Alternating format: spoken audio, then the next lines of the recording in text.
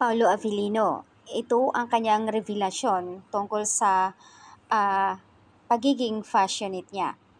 Exclusive interview yan sa Tag 91.1. Ito po ay 3 days ago na after ng interview. Doon sa katanungan sa kanya, ito kasi ang kasagutan ni Pau. Kaya ko. Fashionite akong tao sa mga pinapasok ko. Maybe, kung ma-inlove at tingin ko na worth it, iwanan ang lahat para sa taong ito. Kaya kong gawin. Wow. Nakaka-inspire naman yung mga kasagutan ni Paulo. Talagang panindigan mo yan, Pau. Isa sa katangian ng lalaki na dapat i-treasure ang mga babae at nakikita natin yan kay Paulo Avellino. The best ka talaga. Ito po yung mga kasagutan ni Pau na something may laman at may kinalaman talaga sa kanilang dalawa ni Kim. Dahil ba kaya pala iniwan niya ang Ceres doon sa kabila, dirty linen at pinagpalit ng linlang? Yes, siguro nga baka ito ang pinili niya linlang dahil gustong-gusto niya makakasama sa work si Kim. Kung matatandaan po na 11 years niya inaantay na makatrabaho si Kim and finally last year lang na talagang nakakatrabaho na si Kim. Kaya nga ang saya nila tingnan. Kitang-kita sa kanya na masayahin siyang tao. So, ayan,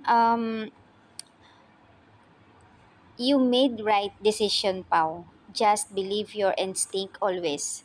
So, marami ang humahanga sa kasagutan ni Pau doon na talagang pagkasabi niya na sa tingin niya na worth it, kaya niyang iwanan ang lahat. Although walang binabanggit, pero syempre, alam na natin lahat yon. Yung the way makasagot si Pau na ang galing niya. Kaya mas pinili niya na ang linlang kaysa dirty linen. Kasi gusto niya makatrabaho si Kim at makakasama. So ayan, very meaningful talaga ang answer. Mapapaisip ka talaga at sa tingin mo kung ikaw ay lagi nakasubaybay sa kanila, sa Kim Pau, maiisip mo talaga na kaya pala kasi ito ang gusto niya. And he is such a man with integrity and hats off to him, being so honest, and I hope and will pursue Kimberly like the Kimberly Liwanag, haha. And I really think that they are meant for each other talaga.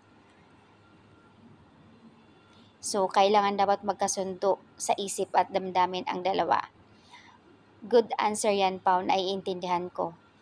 And sa nakikita ko kay Paulo, ngayon, parang masayahin siyang tao, inspired sa sarili niya. Hindi siya yung taong boring kasama. Siguro nga dahil nadadala siya sa pagiging clingy and masayahin si Kim. Kung matatandaan din po na isa din pong word na binitawan niyang na-appreciate niya si Kim. Na si Kim na lang talagang gusto niya makasama sa elevator kasi nga masayahin siyang tao. Yun yung laging na-appreciate niya kay Kim.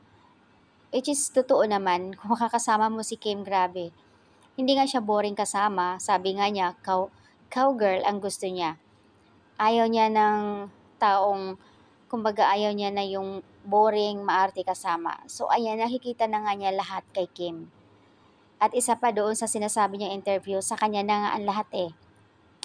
Kumbaga anong wish niya kay Kim doon sa Showtime, nasa kanya na ang lahat. So, ayan.